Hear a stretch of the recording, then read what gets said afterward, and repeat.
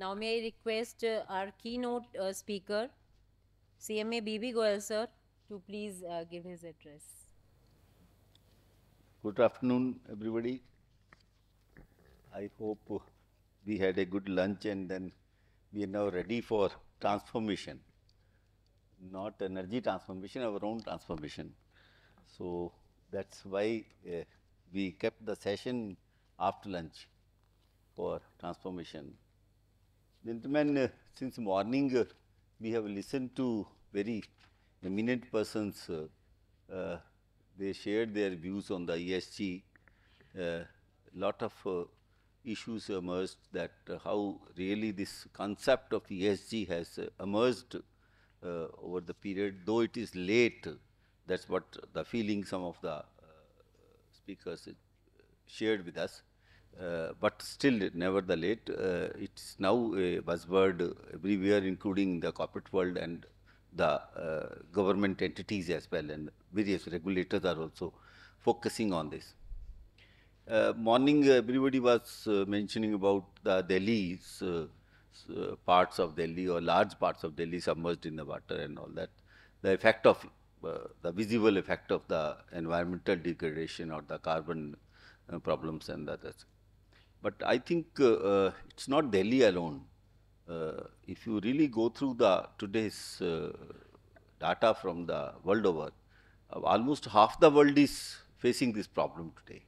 The problems of being cities and areas being submerged in water and all that. Apart from that, we have been witnessing various very landfalls or earthquakes or so much of natural disasters. They are not really, we call them natural disasters, but they are not natural disasters. They are man-made disasters. Because of other, we are not have addressed the environment angle in any of our policy making areas in the past. Governments throughout the world have not been focusing on the environmental aspect. They have been more concerned about their own economic progress. They have been more concerned about their own industrial progress. They have been more concerned about how to become the world number one, number two, number three. They never cared about the future of the generations. Somebody mentioned that we took the Gandhiji's quote that we were given the in whatever shape we inherited the earth from our ancestors, at least in the, if not better, the same level of earth we should give back to our children. So that also we have not done. We have really destroyed the resources, not used, destroyed the resources. That is where this real focus on the ESG concept is emerging. But as one of the speaker in the last session shared that a survey conducted of 576 companies, the E component was compliance by 45%, E grading was only 45%. Though the governance was somewhere 76 or somewhere, the total was 54, 55, I don't remember the exact number. But the environment index of those 576 companies who are controlling the 95% of the country's equity is below the cut-off mark of even 50%. Now, this shows that how the corporate world or even in India or anywhere in the world have been concerned about the environmental concept and all that. Time has come, gentlemen, that we have to play a very, very effective and bigger role to tell all stakeholders. We are the professionals who are concerned with all this kind of, we are the masters to tell the managers that where should be the real focus area without affecting your profitability. It's not that, yes, the manager is always concerned with the bottom line, but then he said that instead of bottom line should be green bottom line. Now, this is where the conceptual understanding change has to come, and we professionals should be really focusing our attention, our entire thinking and entire working towards guiding the top management. How should they convert their business into a sustainable business? and also ensuring the green profitability and peace, the sixth P which he mentioned and all that. That is where it can make a real change. How this change is going to come? Okay. I am not going to focus on what is ESG. Everybody has now since morning listened to that what is ESG and all that. Of course, a number of institutions have woken up and started working on the ESG concept, but more of them has worked on either framing the standards which are not yet put to practice by the corporate entities. And the other area is regulatory bodies where they are now focusing on disclosures. It will only add some 10, 20, 50 pages to the annual report.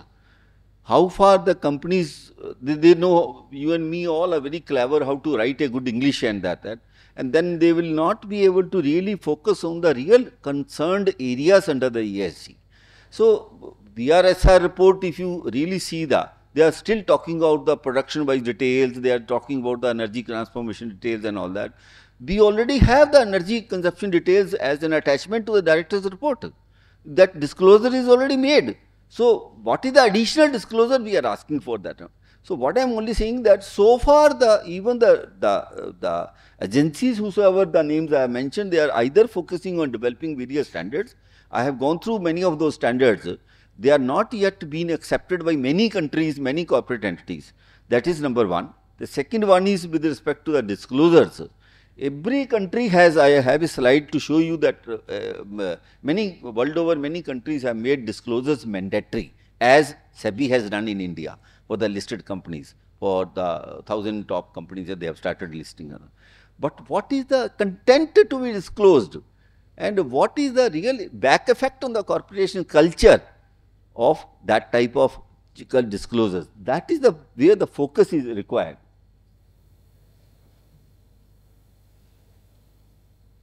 I don't know. How does it change? Huh?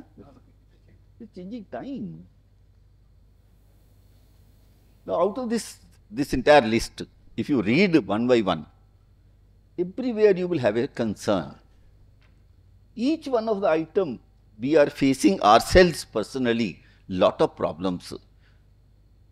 Any area you mention, biodiversity, air pollution, water pollution, you know how much of the sale of companies where they are selling this air cleaning system, and in your bedrooms, everybody's bedroom must be having that system and all that. Why should it be? Why we can't control the pollution effect itself? We are blaming each other, the state governments are blaming each other government that why this pollution is happening and all that. But why can't we really address that issue? Biodiversity, lot of thousands of species have been destroyed from our system. That is where we are really affecting very negatively the entire ecological system. Ecological balance will get affected. Biodiversity is very, very important to make a eco-balance in the ecological balance in the economy. And of course, the energy efficiency, waste management, we are talking of a clean energy and all that. Only recently you have seen even in India also, last 6, 7 years, the present government has given a focus to change from the non-traditional methods of energy production to the green energy production. And the recent change has been where we are talking of the green fuels to be generated and all that. Now, that is where the entire change is happening, but I know this will have another 20 years to see the effect on the day. But then a right thinking has started, a right approach has started, but it was too late. We should have started this 50 years back. We should have addressed these issues 50 years back. Similarly, if you look at the social issues, we have a lot of everyone are witnessing so much of social disharmony, social disruptions which are happening, social what you call is the hate which is emerging among the various social groups and all that. Why should it happen? Why should there be, even after so much of years of the human on this earth, we have a problems of gender diversity, we have problems of human rights. Why should it there be and all that? So whether we blame the political system, whether we blame any other government system or anything, the biggest change has to come through the society, not through the government regulations and all that. Government may say that your marriage age is 18 years, even then the below 18 years girls are getting married. So, even now it is happening, the people are still not following the law. So, the change can come through the societal change. If the society itself says that yes, no girl will get married or no boy will get married and all, that is a small example I am giving you, then only this change will come. These changes are not by way of simply law. These are the entire social changes have to come. We have to understand that there should not be any case of gender diversity, there should not be any. And the biggest latest threat which is coming, the data protection. Gentlemen, now it is said that we are talking of black gold, we have the gold itself, the yellow gold and all that. Now, this data has become the most precious gold, and it has the scope for being highly misused. You may have heard of the artificial intelligence, what it can do, how much it can really destroy your economic system, how much it can destroy your future jobs and all that, how much it can really create a complete disruption in the entire economic system in the country and all that. It is going to be a huge threat. And latest last 1 week's reports are that number of countries resistance and lot of what you call is the agitations have started against the artificial intelligence. People have slowly realized that this artificial intelligence is not for your good, it is going to kill your entire system. Though you may list out 100 plus points, but it has 1000 minus points. So, the data is going to be a huge threat for the sustainability we are talking about. That how. So, therefore, I think we have to, time has come that every one of us, in more so the professional community, should really play an effective role in ensuring that these issues are addressed. Of course, governance goals practice started since the committee, first committee was set up in the UK on this corporate governance framework, and thereafter series of committees in South Africa, in India also, in USA have been set up, and lot of changes have come in the corporate governance. SEBI also has made lot of regulatory changes and all that, but that is all is limited to very limited companies. We have seen as a board member of many companies, many of these corporate governance things do not actually exist. They exist only on paper. They do not follow really the real, to comply with what the regulator says. On paper, yes, there is a audit committee, there is this committee, that committee and all that, but in practice, those committees have no powers. So, this is what is the practical aspect of governance we are talking about. And in the country's governance system, you have seen that how the political parties are really playing the games to misgovern the country, not to strengthen the governance framework, not to strengthen the governance system, but to how to really change your thinking, your mindset, and raise such issues which have no relevance to your life and all that. Anyway, I do not want to go to the political system and all that, but what I am only saying that this also has been a major concern till date. How do we really address the G part of ESG?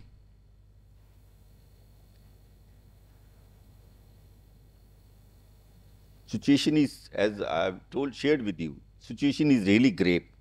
It's not, we are not really living in a very comfortable world. You may be feeling happy that yes, I have all facilities, I have a good home, good car, ACs are there, everything is there. Why should I be worried about all that? Gentlemen, we are destroying the future of the children, our own children. we are not bothered about that. Look at the data, what it says. Temperature of 2.7 rise. Can you imagine how much change it will bring in the entire world? Half the world will get submerged. Half the world will disappear, half the countries. And already we have seen 1.2 degrees temperature rise. All this Antarctic will face already the major part have started melting. And we have seen the disasters happening in India, Uttarakhand and all that. We have seen all this kind of effects and all that. So, this is one example which I am mentioning when that greenhouse gas emissions, 51 billion tons, which will bring much above the Paris Agreement of 1.5 degree Celsius that it will affect and all that. Another important very here, UN estimates that agriculture production will need to increase by about 50% by 2050. Well, yes, it is a very good development. To feed the increased population, we need to increase the agricultural production. But what is the minus effect, the side effect of the agriculture, increasing side effect? A third of the greenhouse gas emissions are created by agriculture system. Up to 80% of the biodiversity is lost, and around 70% of the freshwater reserves are taken away by the agriculture sector. So, where is the resources left for you to live on this earth? If your focus is to feed the people, to enhance your production, so we have to think some alternates. We have to think of some. That is why the recent development which Prime Minister has made, that coarse grains we are talking about, that which consume much less of water, which consume much less of energy, and don't do much of the generate emissions and all that. That is why it's not that the Prime Minister is for a political statement, he is making that statement. It's not like that. It has much longer, much wider, much deeper effects on the system. That's the reason that these kind of decisions are taken at the policy level, at the top level. That is why worldwide, everywhere, he is now promoting and asking the United Nations also to celebrate a day for those type of grains and all that. Everywhere he went to had a on the state dinner also, the same type of food was served to him. This is what a shift, a transformation when we are talking about. This is what the transformation has to take place. And once we start today, yes, it will take 15, 20 years, 30 years to come back to the sustainability level. But we must start today. We must make a beginning, focus on that. We should not divert in between that my profitability, my bottom line, my blue bottom line, red bottom line or green bottom line is getting factored. We should not care about that. We should not bother about that.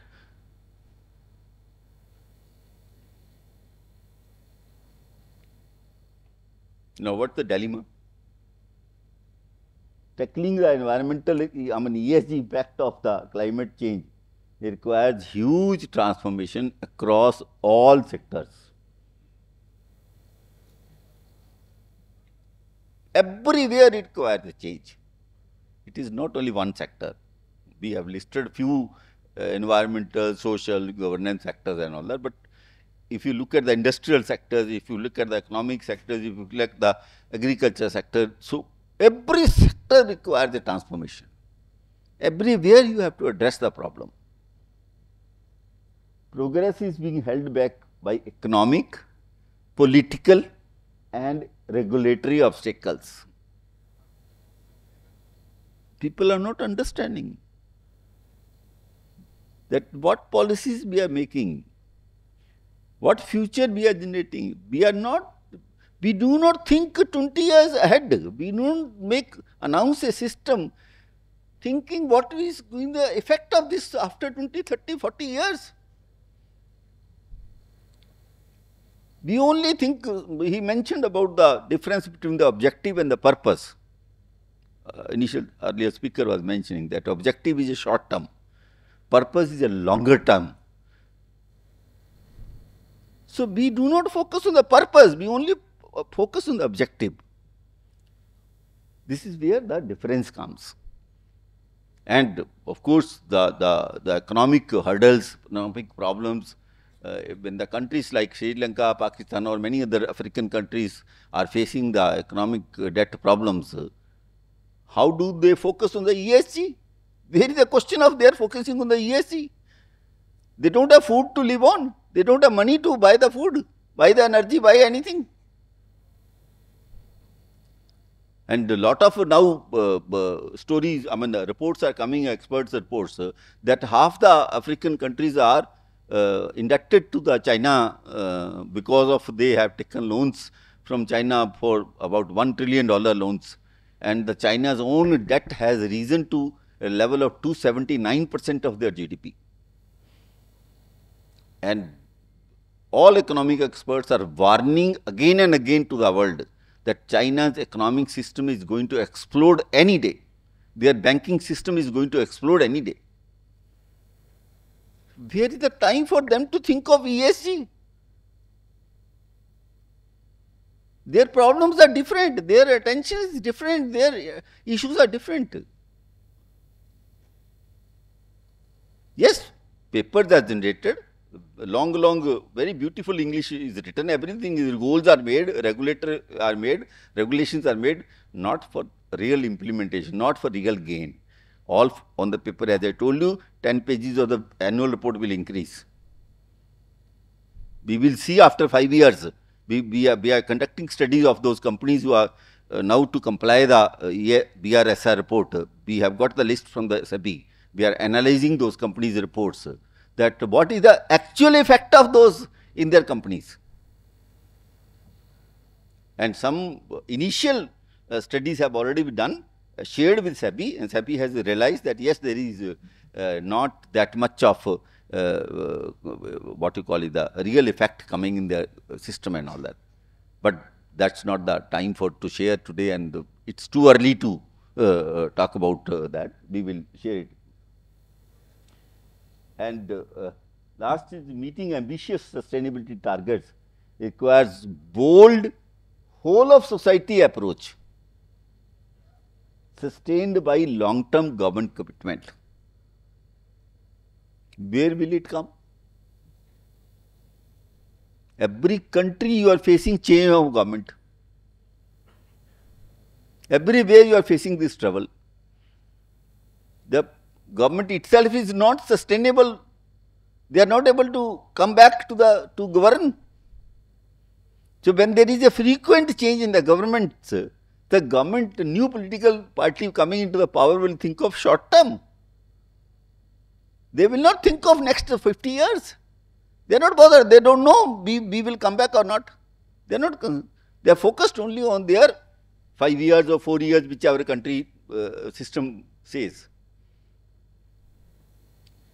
You have seen when the Trump came, Trump made a change from the earlier president. When the Biden came, made a wholesale change of what the Trump had done. And similar things are happening everywhere in the world. So where is the long-term government commitments to come? This can come only through one way. The people should rise. People should force the governments. People should demand. People who are making those governments should ask the accountability of those governments. But unfortunately, what to talk of the common people who are worried about their one day's food or their own sustainability and all that. We, the educated class, we have found are not really concerned about these issues. So we have to, time has come, gentlemen, I am reminding you, all of you, that we have to focus. What's holding the government back? Already I mentioned political short-termism, short-term political system come. 3 years, 4 years, 5 years, somewhere it is 2 years, in between the parties lost and all that. Competing priorities for policies and funding. economic pressures, when the funding is to be done for 80 crore people had to be given free food because of corona or because of many other reasons. You know, that money, whatever 1 lakh crore, 2 crore or 5 lakh crore is spent, that money, if not spent, would have gone for other areas, priority areas, which we are talking about. Yes, could not be done because there is a need for that type of funding. Economic pressures and industry lobbying, poor planning and implementation. All you are familiar with that. I am not telling you anything new. You are all aware of what the systems are working. What are the difficulties? Similarly, what's holding the private investors back? Why they are not coming forward? Why the industrialists and all that aren't coming back? Regulatory and policy uncertainty. We have seen how the 2G licenses were cancelled, all the coal blocks allotted were cancelled. We have seen how the change of the system, change of the policy can affect billions of dollars of investments. Naturally, the investor becomes shaky. You may recall when George Fernandez was the minister, he threw the Coca-Cola out of the country. Now, obviously, it is not one company Coca-Cola is thrown. Hundreds of the companies will get affected globally. They will not be prepared to invest in India. So, until you have that kind of atmosphere created in the country, which now the government for the last few years is doing a very positive steps and all that, but still there are large number of issues. We have been for last 4 years, 5 years listening to Tesla vehicle plant coming to Delhi, India. Why it is not coming? All because of the policy issues. So, poor incentives, small fragmented markets, not for all products, but yes, there are lack of market data, PPP failures. There are number of case studies.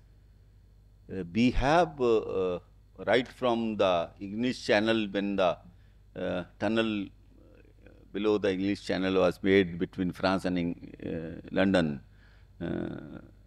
It was under a PPP project. Similarly, there are many of that time. I can cite the examples of those projects.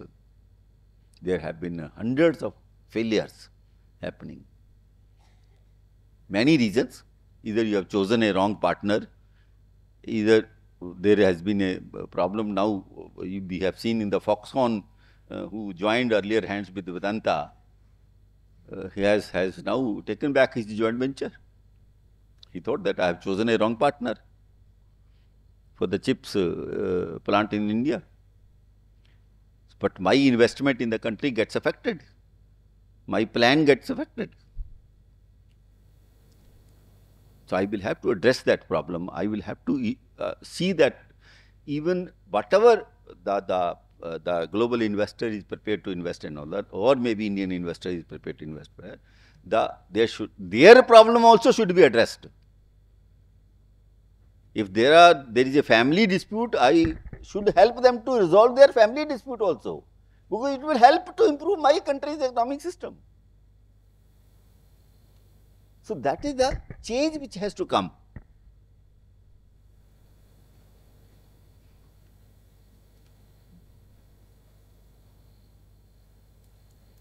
This is very important. About one of the, yes, that is what I told you, we are very smart in writing, very good and things.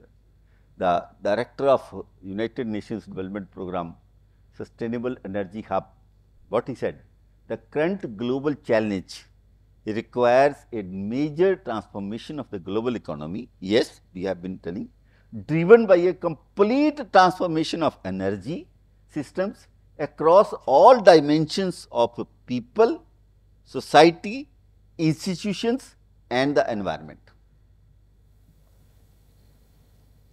And strong governance is fundamental to support this first statement, global transformation.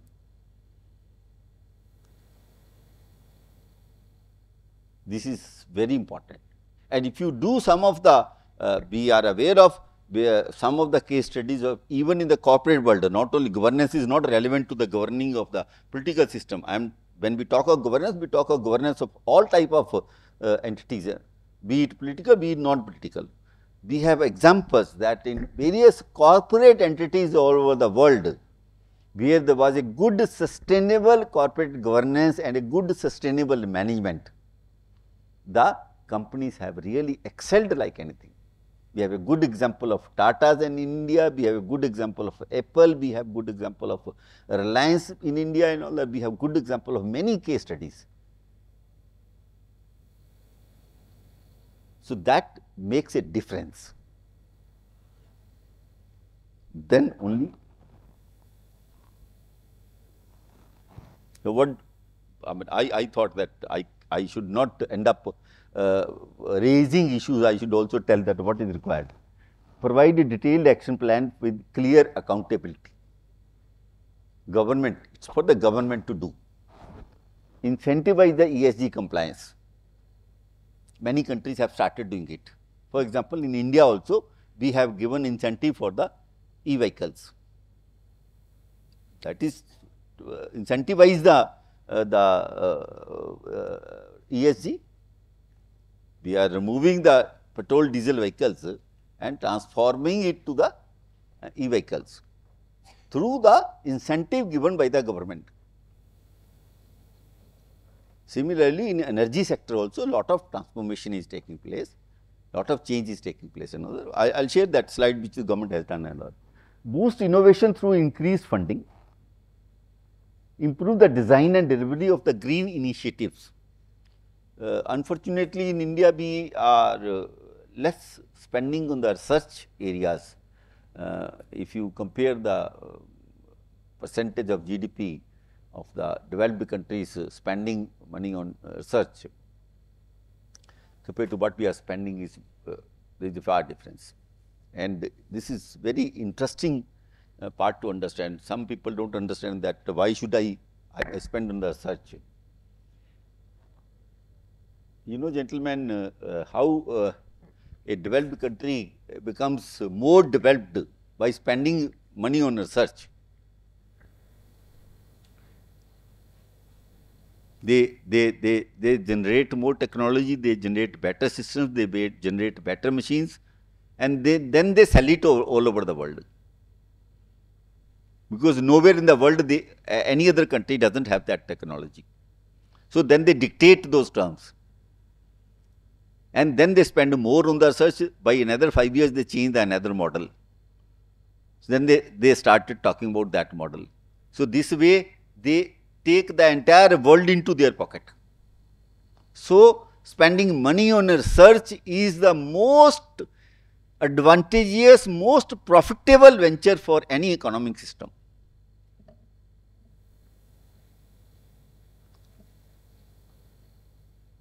Act as a role model. This is for the government to act as a role model for all the other stakeholders and promote people-centered approach. Should not be without the need of the people what is required.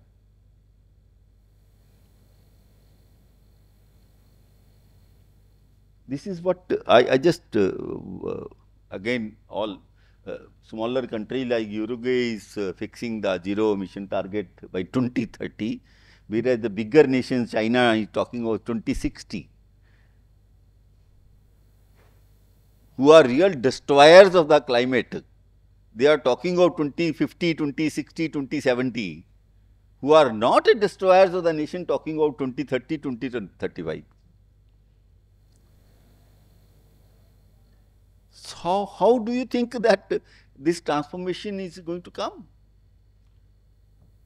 All these destroyer countries, destroyer nations are not worried. The 2060 naturally will become 2090 and 2050 will become 2070 and like that. So, we should really a lot of world over conferences are held, Paris Agreement, this agreement that nobody complies with that, and they start blaming each other. That you have not followed, you cannot blame me. This is what the problem emerges.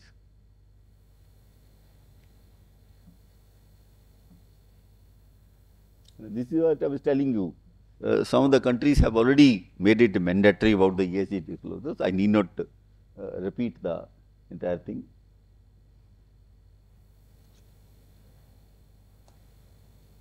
It takes time to change. I don't know what.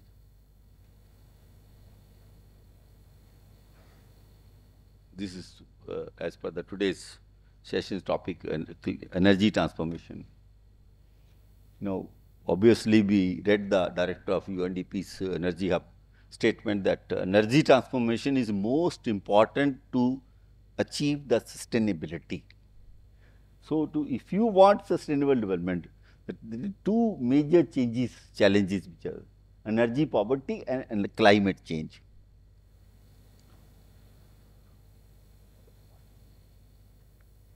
See what is the statement says, more than 3 billion people lack access to the clean energy, clean cooking.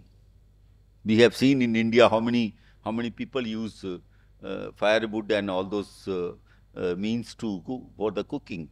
Now only the government has started giving them gas connections and all that, but still how many have got even in the tribal areas, I don't know what percentage, I have not gone through their data today.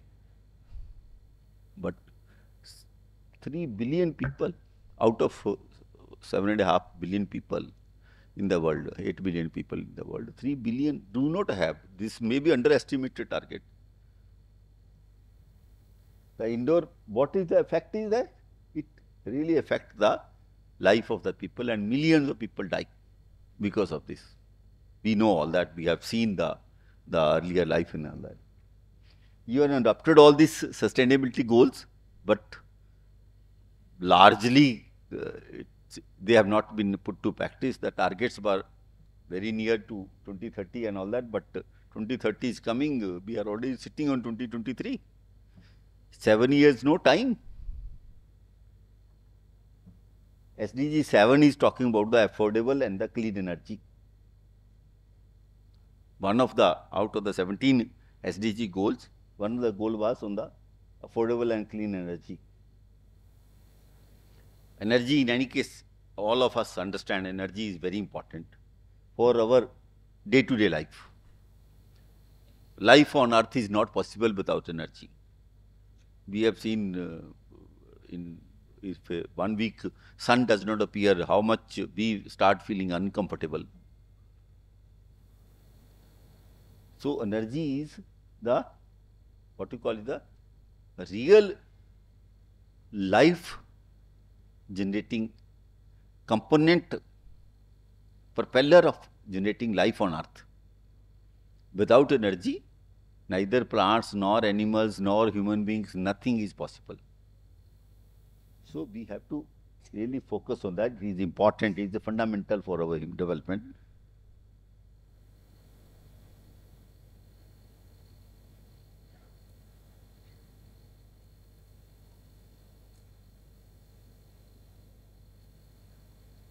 I don't know why it takes so much of time to change.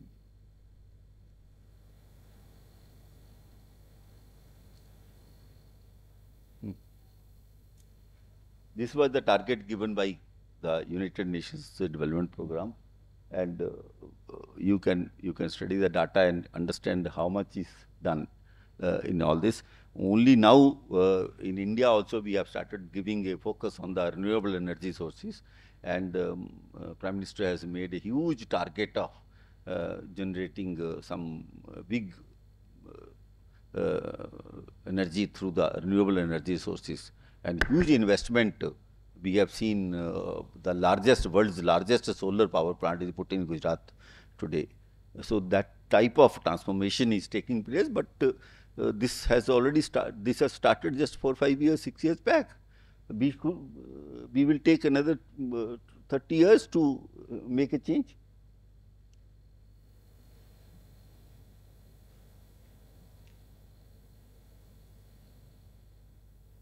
Half my time is lost in there. slow system.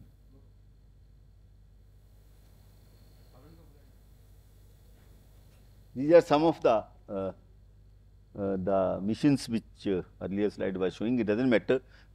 This is the major environmental changes which are happening. Shift towards non-renewable energy. Installation of a rooftop solar PVs. Promote use of electric vehicles, digital communication replacing paper. Some of all these very important, which consume less of energy and all that. Energy transformation taking place. This is some of the again very important transformational steps which they have taken, be it in the area of sanitation, cleanliness, clean energy, gas distribution, or electricity distribution, or potable water distribution and all that. All this I need not talk about all this, but you are aware of that, that multiple areas, as we said, that all sectors have to be addressed. One sector addressing is not going to solve your ESG problem and all that. Everywhere we have to talk about. There are plenty of schemes which are really making a change.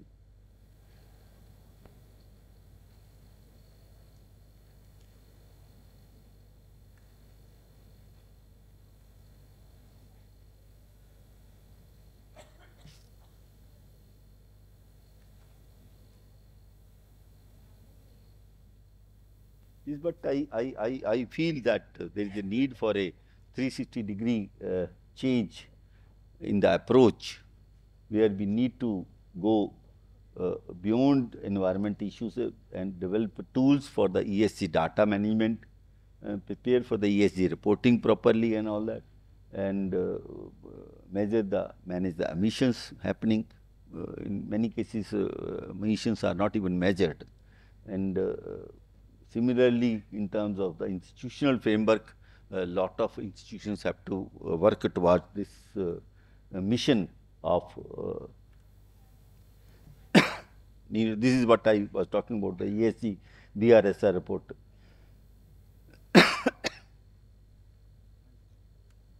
Last, professional accountant's role.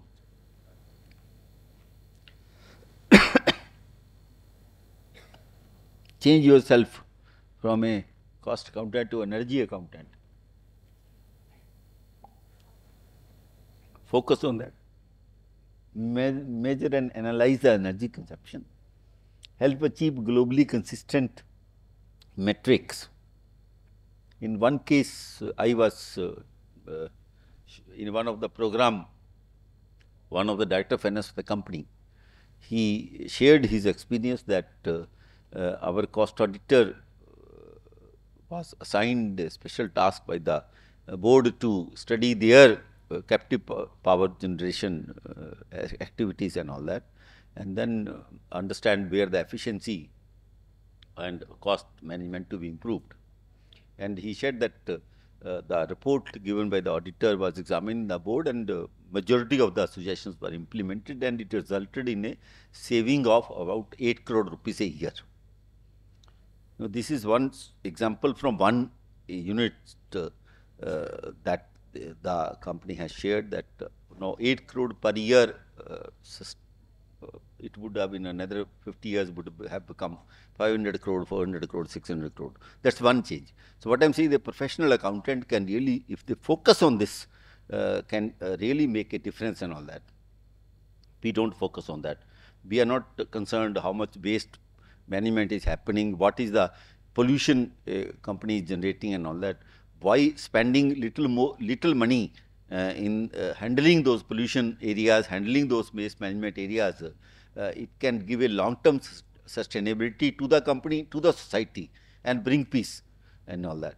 We are not concerned about that. We don't pay focus on that. We go and study the data, see that 2 is together matches, and then put our stamp and sign it and come back. We don't study all these areas. So, we have to change ourselves, become energy accountant, become professional accountant and all that. Contain cost and address your billing anomalies, identify energy saving opportunities, provide assurance over climate change disclosures and all that. So, this is where the change has to come. Professionals have to really play a very effective role. And I am sure that if all of us join together and really focus on helping the world to focus on the ESG, helping everybody to focus on ESG, we are definitely going to create a good future for our generations, for our own children. That's what my feeling is, gentlemen. We are going to hear our colleague, another speaker. He is expert on energy transformation areas and all that. He's going to share his views on that. So I request, if any one of you has any issues, any questions, any points to discuss, you are free to ask me either during the session or maybe after he has finished his address. Thank you very much.